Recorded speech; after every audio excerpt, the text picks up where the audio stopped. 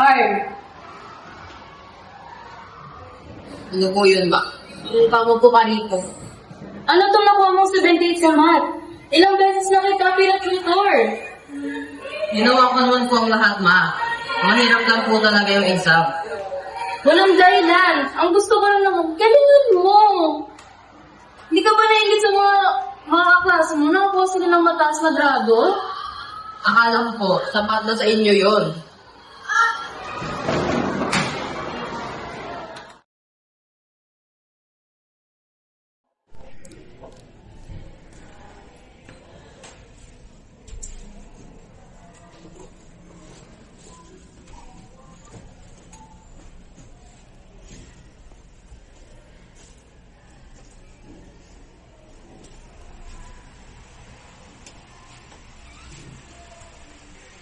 Teresa, baka naman masyadong pinipressure yung anak natin.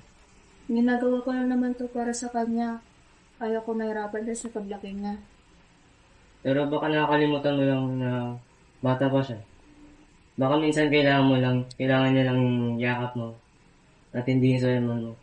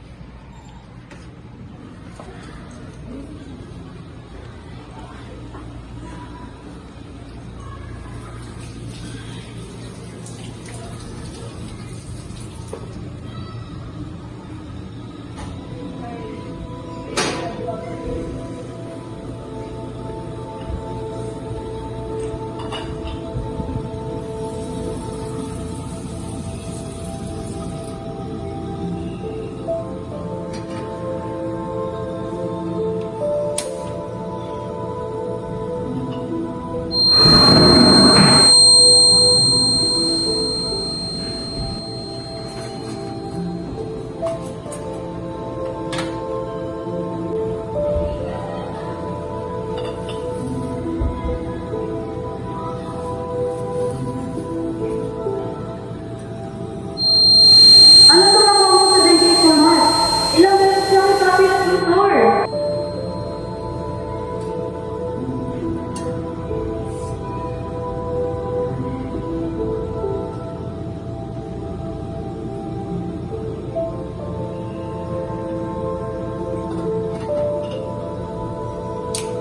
Hindi ka ba naingit sa mga kaklase mo? Nakakuha sila ng mataas na grado?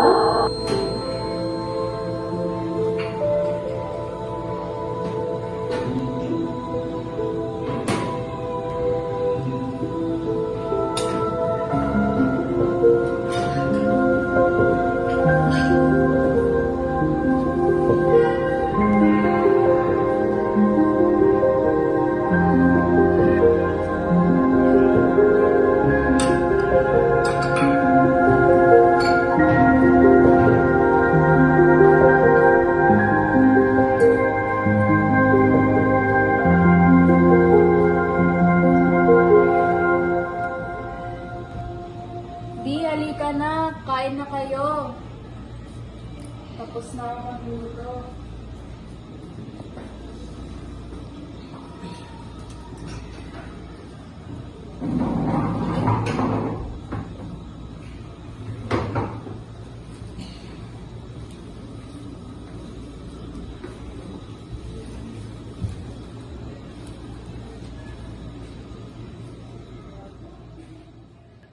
Hindi ka ba nakatulong ng maestro na yun? O ano? Hindi ko alam kung napasobra pa ako agad. Pero gusto ko lang naman makita siyang nagdadaan. Parang lahat ng mga ginagawa ko. Gusto ko lang naman siguro dahil na magiging ayos yung buhay niya. Alam ko naman gusto ko lang sa tulungan, kaya minsan, yung paraan ng tulong, pwede mabilog na sa akin.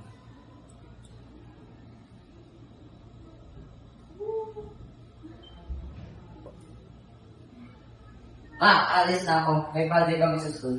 Na, pag-almusal ka muna. Di po ako.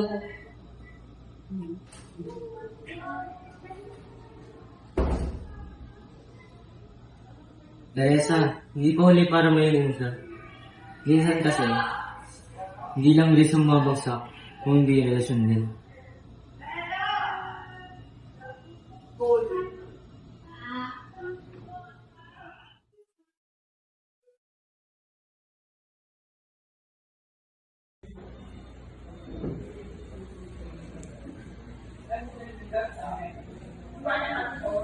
Kalat naman.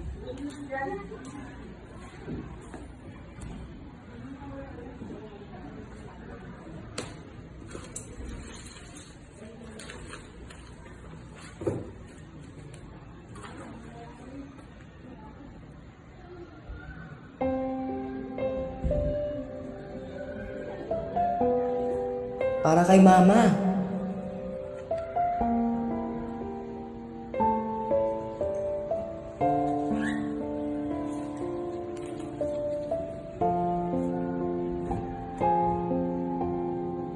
Kaya ko to. Teresa, Ginawa na ba na nga? Hindi ko man lang nakita. ngayon mo nakita, mabuti nga't nakita mo. Hindi mo kailangan humingi agad ng tawad sa kanya. Baka sapat na munang maramdaman niyang nandito. Hindi lang para sa marka niya, kundi para sa kanya.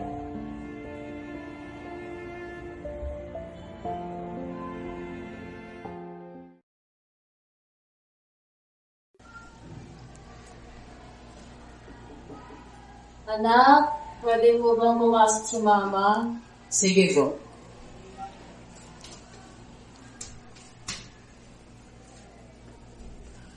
Pwede ba lumana sa buhay si mama, no?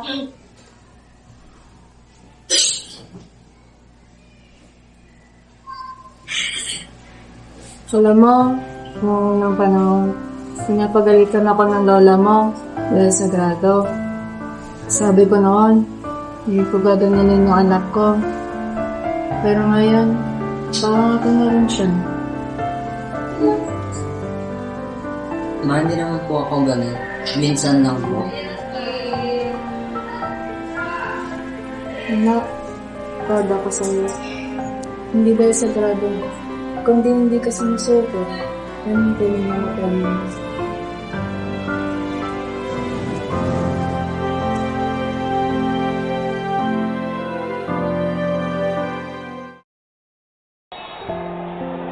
Akala ko dati, grado lang ang sukatan ng tagumpay.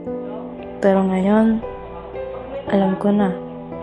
Ang tunay na tagumpay ay yung anak kong masayang lumalaban. Dahil alam niyang mahal ko siya kahit anong numero pa ang nasa papel.